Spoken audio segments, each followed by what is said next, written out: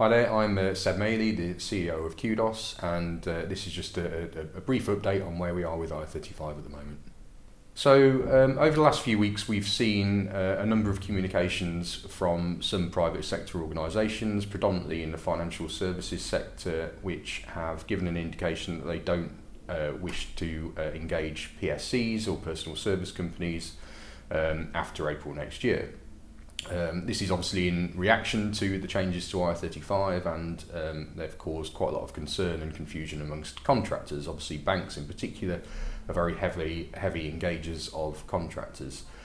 What the banks are doing is preempting their need to carry out individual determinations on contractors and essentially making policy decisions to move flexible workers into PAYE arrangements.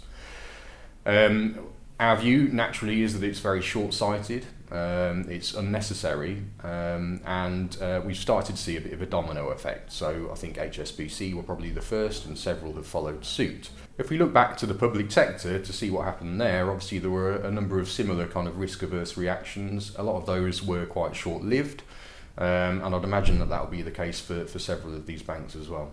Thankfully, the reactions of the banks isn't a reflection on what the private sector as a whole is doing. We know for a fact, and we're working with a large number of private sector companies who are taking their responsibilities seriously, and they're responding in a reasonable and pragmatic manner. Unfortunately, it's too early for them to come out with any public statements, but contractors can have the reassurance that a lot of private sector companies are trying to do this properly and not to make any risk-averse or knee-jerk decisions.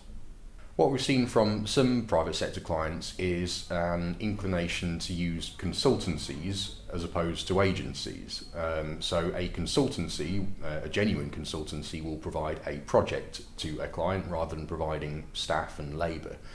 What this does is it pushes the responsibility from an IR35 perspective onto the consultancy, and thereby alleviates that burden and potential risk from the client. This is fine if it is all genuine, and it is a bit of a risk of trying to create a contrived arrangement and trying to shoehorn existing populations of contractors into a consultancy or a statement of work type arrangement. So it is something that companies need to be very careful of, because I think HMRC will be very aware of that type of arrangement and probably be having a look at them as time progresses post April next year. And it is very dangerous to try and shoehorn existing populations of contractors from sort of time and materials type arrangements into something that's dressed up as a consultancy or a statement of work type contract. It's really important to ensure that any consultancy that a client engages is a genuine consultancy who will genuinely manage the project. So HMRC released the CEST tool, Check Employment Status for Tax, in the lead up to the changes in 2017 in the public sector. Since then, it's come under a huge amount of criticism from contractors and industry specialists and tax experts for its inaccuracy and its bias. You've got to remember that CEST is just HMRC's interpretation of case law in IR35, and it doesn't necessarily mean that it's accurate.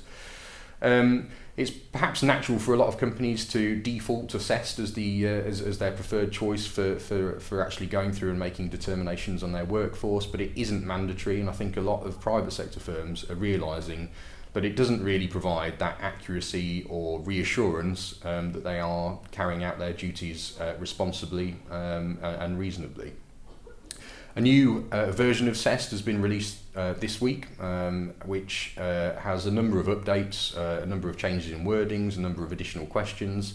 Our opinion on the updated version of the tool is that it doesn't really improve it significantly.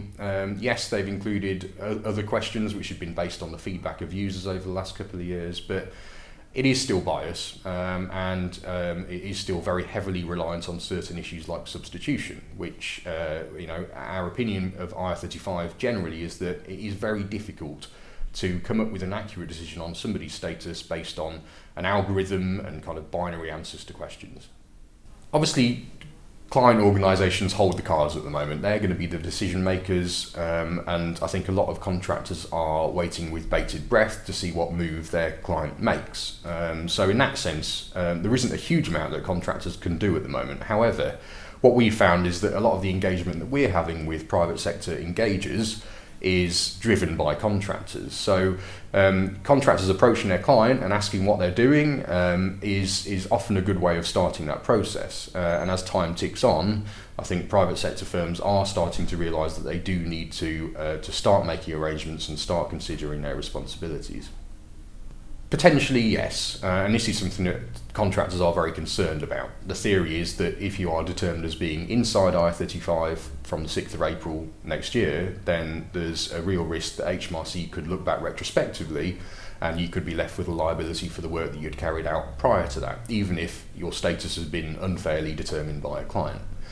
HMRC have come out a couple of times and been quite clear in the fact that they don't intend to look back retrospectively into what contractors have done prior to the 6th of April. Whether or not that's true remains to be seen, and it still does remain a bit of a concern for contractors. Ultimately, a status determination statement which says that you're inside IR35 could be ready-made evidence for HMRC to go and attack you retrospectively. In a whole scheme of things, I don't think the risk is that significant, but it is something that contractors should be aware of, and it is something that should really push contractors to try and ensure that any decision that their client makes is accurate.